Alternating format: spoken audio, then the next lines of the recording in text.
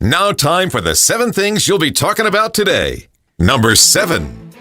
We should have known something was up when Roe v. Wade was overturned and Doug Emhoff, the vice president's husband, ran out and was like, yes, I'm worried about my daughter's ability to get an abortion. What he actually meant was he's worried about his ability for his nanny to get an abortion after he knocked her up. Yeah, and like most guys who talk about things like toxic masculinity, the second husband, I don't know. Like most male feminists, I guess is a better way to put that as well, is a fraud. He admitted to now having an extramarital affair during his first marriage, contributing to its breakup. His ex-wife and he have worked through and maintained a strong, positive family dynamic because, of course, what else is she going to say at this particular point in time? Congratulations. It looks like birds of a feather do flock together, and he and Kamala Harris have a lot more in common than we thought. Number 6. Former President Donald Trump reignited his feud with Governor Brian Kemp of Georgia. Why? I don't know. But during a rally, he started attacking him with personal insults and claims as Trump criticized Kemp for not supporting his efforts to overturn the 2020 election results and then blamed him for his legal issues in Georgia as well. Despite Trump's hostility, Kemp did what Kemp usually does and goes, okay, that's great. Maybe we should focus on going after Democrats in November, which is exactly right.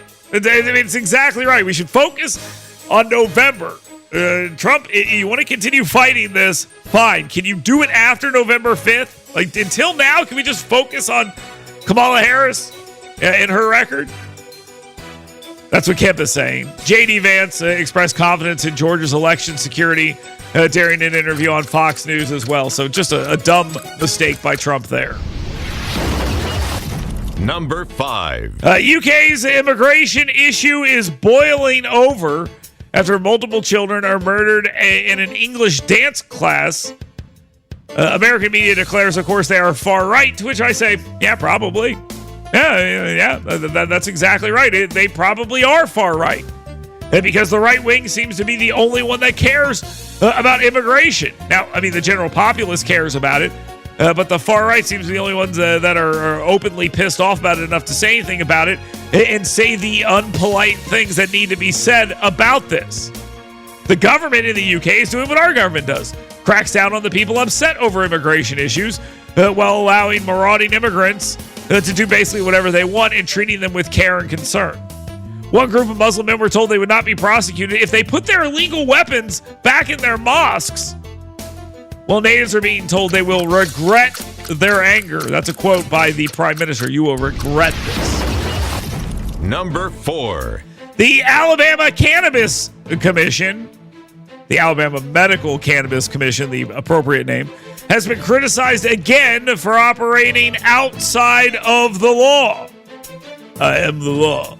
Ignoring the Alabama Administrative Procedures Act, which is boring, and causing delays in providing medical cannabis to patients, according to retired attorney John T. Mooresmith.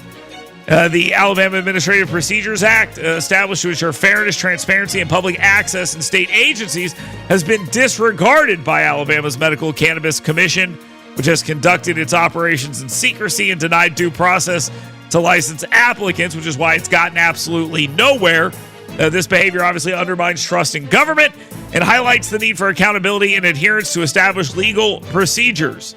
Folks, it is time to end the Alabama Medical Cannabis Commission and start over, possibly not doing this in the first place. Number 3. Gee, guys, I wonder if Will Ainsworth is going to run for governor. I mean, of course he's going to run for governor. Alabama Lieutenant Governor Will Ainsworth, term limited from seeking a third term, is obviously considering running for governor in 2026 or returning to the private sector. But it seems pretty clear that he is running for governor. He says he plans to decide by early next year. Come on, he's decided already. And Alabama's gubernatorial race will be wide open, but I think it'll be his to lose. So he is emphasizing his duties as lieutenant governor, his work on military issues, workforce development, recruiting industry to our state, and education. issues. I mean, this guy has been a pretty outspoken lieutenant governor, and I think that there's a reason for that. One, I think he cares about his job and what he's been doing. Two, I think he has his eyes on that governor's mansion. Number 2. Global investors, Wall Street, crypto bros, voters, all should continue to be concerned about potential economic turmoil after recent U.S. data, including lower than expected job numbers. Boy, we love to hear that. And disappointing results from major tech firms. It indicated the economy may be headed towards a recession. Now, we are in the middle of an election. We are 90-something days away from that election, and you know exactly how the media is going to handle this. They are going to say, yeah, but isn't it still kind of okay? Like, that's what they're going to say. There have been stock sell-offs in Europe and Asia, the Middle East. The unemployment rate is at a 3-year high. Manufacturing activity is declining, raising fears of economic fragility. Yeah, but isn't Kamala Harris in a historic first? Now, time for the number 1 thing you'll be talking about today. Now, you think I'm joking about how that's being handled? It's absolutely exactly how it's being handled. And that's why the next story is so important. You guys aren't going to like this because the polling is not going in the direction a lot of you want it to. So what you're going to say is, polling doesn't matter. Polling's not important. Polling is dumb. I hate polling, right? Like that's what we're going to do? Okay, watch and learn, folks. Okay, listen to what I'm saying here. Pause for a second. Your instinctual, I don't trust polling nonsense, and just listen to me for a second. Polling guru Nate Silver initially predicted former President Donald Trump was favored to win the White House. When I reported that, everybody was happy. But later he updated his forecast to say, oh, it's a toss-up. Everybody was less happy about that. Well, it is not trending in Trump's direction. Silver's latest model shows Vice President Kamala Harris has a 54% chance in Michigan, a 50% chance in Wisconsin, and a 47% chance in Pennsylvania, with Silver's model showing Harris is in a slightly better position than President Biden was, but cautioned the election remains highly uncertain, with each candidate having a substantial chance of winning. So it is a toss-up. Now, Josh Shapiro is a key portion of key part of this. Everyone's going to say, it doesn't matter who the vice president is. No, that's garbage. It matters very much, and you're going to see that when they choose Josh Shapiro. Even though they are out there actively trying to tear this guy down, Josh Shapiro is still the front runner for the VP pick. He's Jewish. He's from Pennsylvania. They need Pennsylvania. They need Jews. That's just the way it is. You could say that's uncouth, whatever. That's the reality that we are living in, and you could not like that. But that is what's happening right now. And if she doesn't pick Josh Shapiro, she's an idiot. If she does, she's very smart, and I will unfortunately have to say so.